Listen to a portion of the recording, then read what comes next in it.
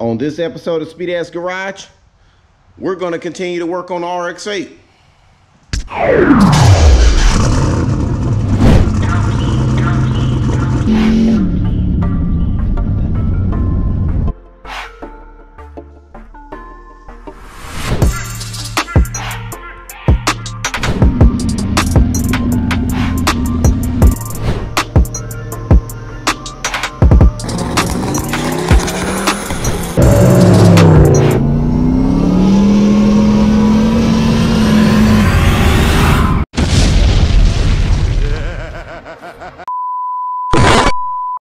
So I was able to get the RX8 from the backyard to the front yard, put it up on these ramps that I made so that we can further diagnose what is going on with this thing, so that we can know whether or not we get to enjoy it, or if I might as well park it in the back to prepare this thing for the next engine swap that we have. But good thing I brought it over here, because all these lug nuts are dumb loose. I've already started tightening this thing up. This is 90 foot-pounds. And it ain't doing nothing. Matter of fact, it might be stripped, dude, because it sure ain't doing nothing. And while we're over here, look at what pads look like that are non-existent. These jokers are daggone extinct like the dinosaurs, dude.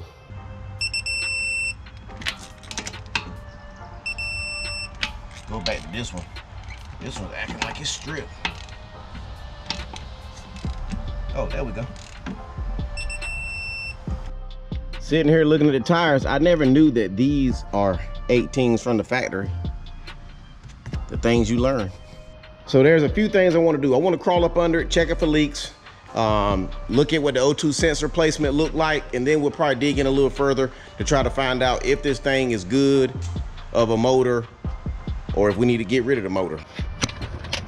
Hard to tell, but this is definitely an Agretti exhaust. And then it wires off in the back. Look at all this adjustment back here too. Dang, that axle is completely rusted. I found a couple screws that were the right thread pitch for this top hat. It was only three screws. I went ahead and tapped them just to clean up the threads, put a little bit of my favorite stuff on it, tighten it all up, put a nut on that, secured this. Of course, that stayed plugged up. The last little thing I don't like is how this battery is flexible. So I'm gonna take this battery out and see if I can find out what is missing down there. Looks like there are two holes where bolts go, maybe, and then that might be the problem, because that mess is definitely rotted. Maybe I can use some self-tapping screws or something, or make something. Oh, look, that look like the metering pump that everybody talk about. Oh, that's the other part of the daggone. Yo, this mug is just beat the heck up. That's just all there is to it. Look, check this out. I got at least 4 different bottles of 2-stroke oil. I don't know what I need to put in it, but I'm gonna put a little swallow in there. Comment below on what the correct ratio is.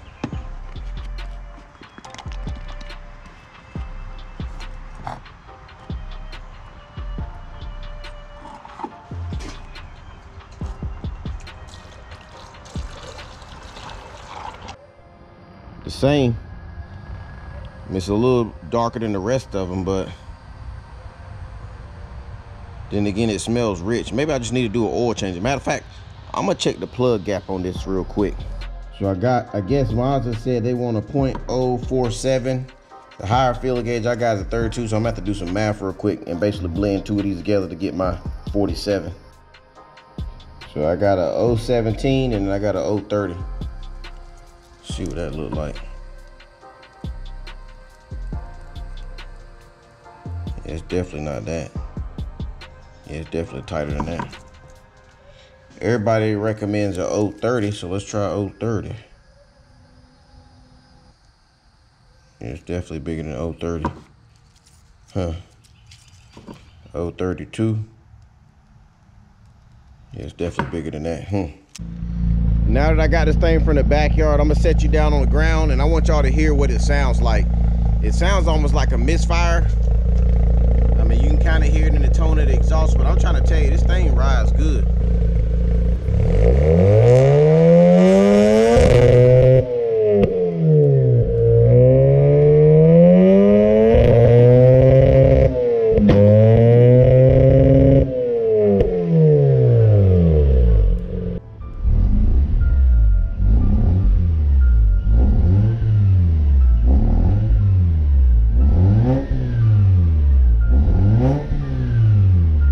Another day has passed. Looking over the code that I had, which was the SSV valve. Come to find out, I actually had the check valve on backwards. The vacuum or air. The check valve basically has air go through one way, not the other. Brain fart, had it flipped around, so I switched it, cleared the code, and then I did another thing. Blah, yeah, check this out. Went to Advanced Auto, got me some 6700s, aka RE7 Charlie Limas. These are the correct plugs. If you remember, right now, the trailing and the leading are basically the same spark plug. So we're gonna hope that putting the correct 2 spark plugs in the leading side will hopefully get rid of this misfire. So I'm gonna go ahead and swap these out, and hopefully that will cure our misfire issue and I can take this thing for a spin. So here go the 2 side-by-side comparison. It looks like that one might be longer than the other one. This one here, the RE7 Charlie Lima, looks like it is a little bit longer. And then the tips are completely different too. That's interesting. It's got like a T groove cut in it. This got nothing cut in it. Off camera, I chopped up the factory RX8 intake box. I JB welded it at first and installed it, and came in the next morning, and I guess I installed it before I let it harden up. So I put some of that monkey gorilla glue on it. This is temporary because this is pretty embarrassing. But let me hook this back up real quick and fire it up. Cold start.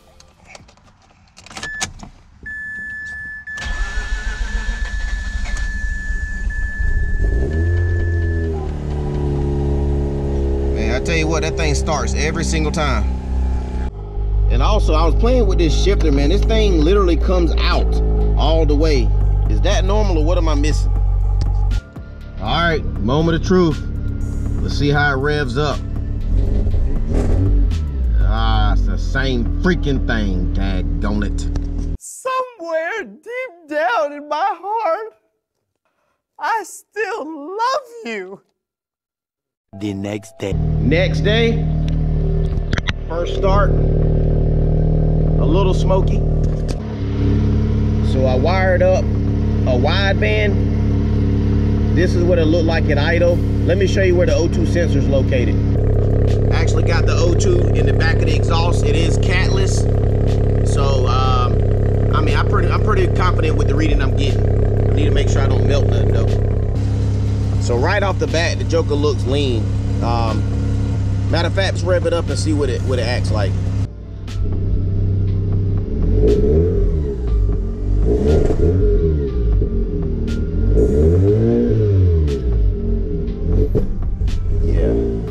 Yeah, that's what it is. Just running real lean. So the RX8 is still throwing some of these codes that apply to this. So let me show you something I didn't do before, but I decided to do now to see if these things work. Make a long story short, all they need is power and ground, and then I think the ECU controls the ground. So I got some test leads here. This is my negative, this is my positive. And let me set you up on the tripod, and what we're gonna do is we're gonna power and ground the 2 pins in there and listen for a click. We'll try the clean one first. Power that side, see if you can hear the click.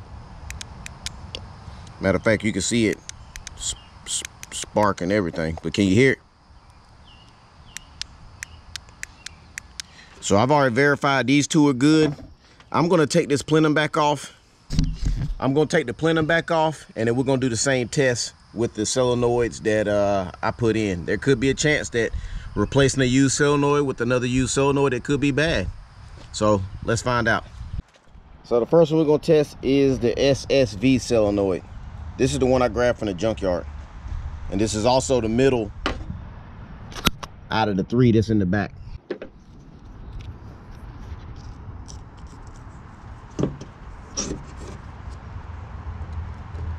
What do you know? Doesn't even work. And I got this one from the salvage yard.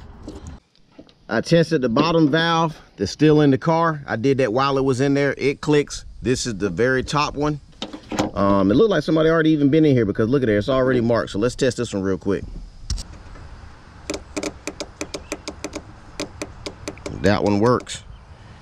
So out of all the ones that we have, again, the SSV, aka the middle one, is the only one that didn't work. And according to the scan tool, that was it.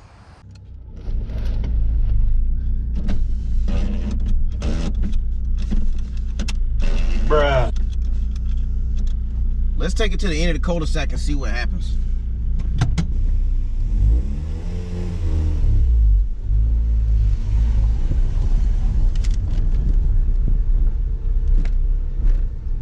If I don't stab it, it drives fine. I mean, this thing drives smooth, dude. I just can't figure out that lean condition, whatever it may be.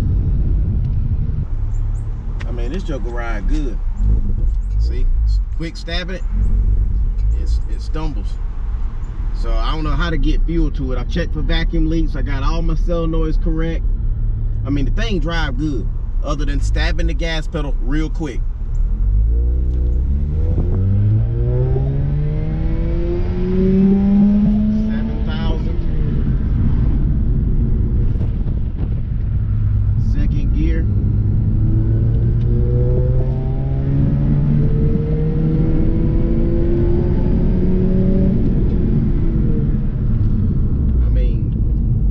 $6 grand. I mean, dang, this joker drive good.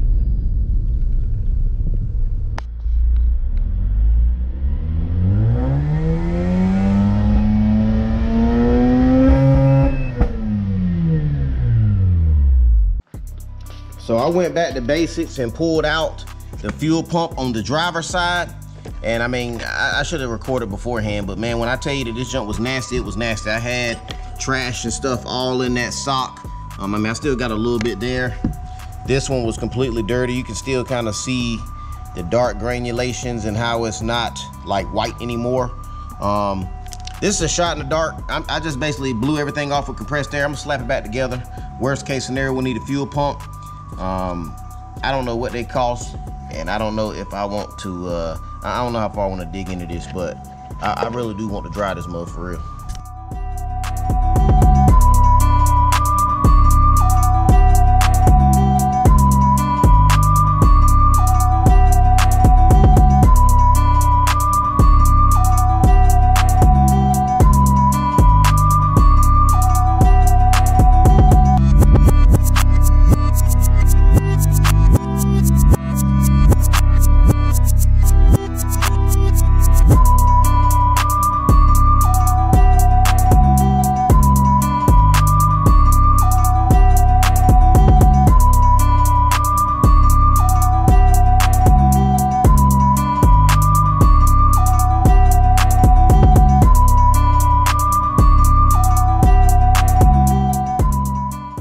Few moments later.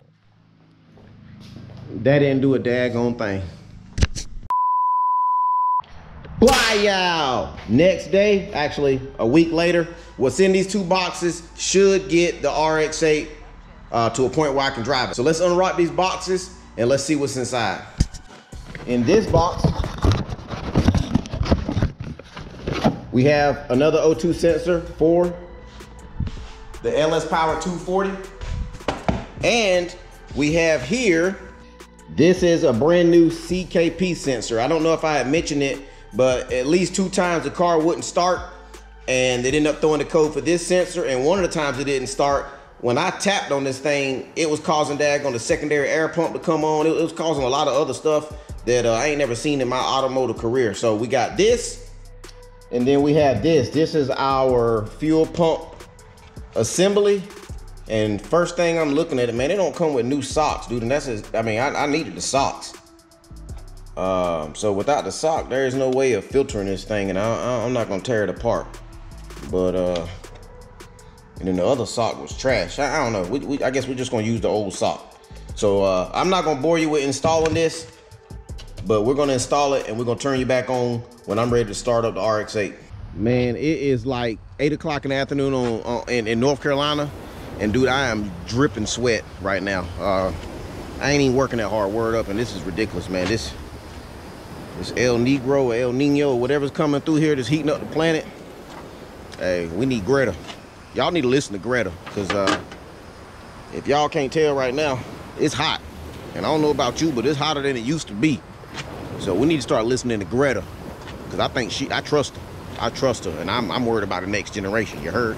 We have not been listening. The people in power have not been listening. I come here for a climate demonstration, not a political view. No codes found. We're good to go. All right. Prime the fuel system. All right, I'm hearing it. All right, first start.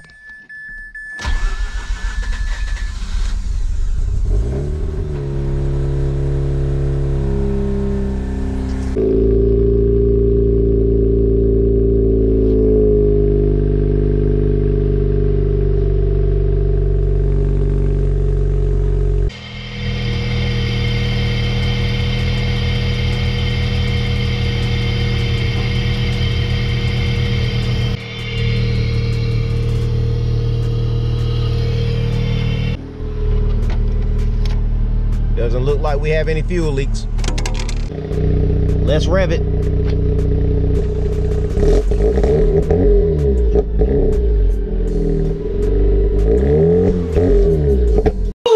What's wrong with you, bro? You tripping, bro? You tripping! It's hard to tell, but I hear like a tapping noise over this side. And I wonder if it's one of these coil packs acting up. Check out that coil pack. I don't know if you can tell it, but it is split right down the middle. The one beside it looks the same, and I'm pretty sure the other ones look the same as well. I'm gonna take some electrical tape and tape that up. I know this is a ghetto fix, but at this point, I'm just experimenting because this is a new toy that I'm excited about. Worst case scenario, we'll change the LS coil packs because I have like 4 of them. But let me tinker with this for a little bit and see what we come up with. Every last one of these things look like that. Look how terrible that looks. Wow. So this is what I did. 3 layers or 3 pieces of electrical tape. And if I had more time and the engine wasn't as hot, I probably would insulate the base of that thing with some kind of rubber mat or rubber pad of some sort. But again, this is a test. If it worked for me, it might work for somebody else, but who knows? It's free, it's free, okay? Everything's back together. Let's see if we get lucky.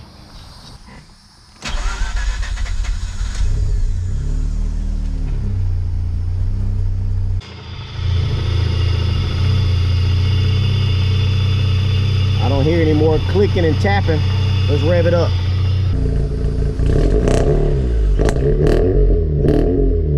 Are you kidding me? Are you kidding me? At this point, I don't have a clue what's going on. I still believe it's running lean. Thought we had a misfire, but at the same time, if it has a misfire, the O2 sensor, or excuse me, the check engine light blinks and flashes. It's stalling out at idle, but it runs too good. It revs smooth. I know some of y'all gonna be like, check a compression test, man, but I'm wondering if it was turbo before, which is what I was told, I wonder if the ECU got something going on, like a tune in it or something. I think I looked into it a little bit. If I decide to get another ECU, I'm probably gonna have to take that scan tool I have and purchase the function where I can maybe transfer the VIN. I really don't know much about that. But if I have to, I may do it. But man, y'all comment below what y'all think is going on with the RX8, man. I'm ready to rip this thing, tear the streets up. I don't really care much about drifting. I might drift with this joker. So help your boy out, all my RX8 enthusiasts. And in the meantime, I'll check you on the next episode.